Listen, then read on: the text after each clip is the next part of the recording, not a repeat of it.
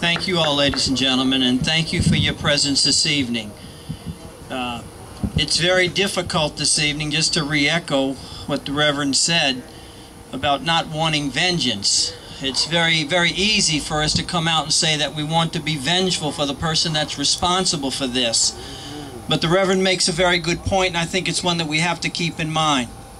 All the vengeance in the world doesn't bring back that baby. All the vengeance in the world doesn't do that.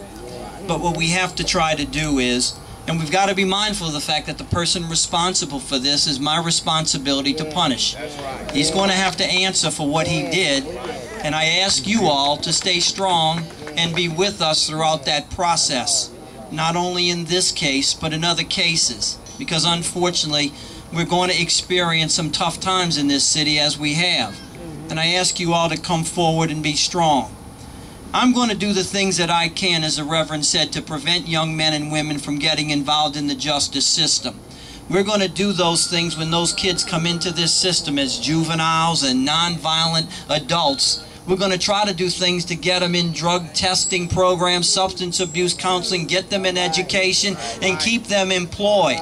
Because what we know, what we have learned, is that locking young men up and putting them in jail and throwing away the key for nonviolent offenders does nothing but make them criminals when they do get out of jail.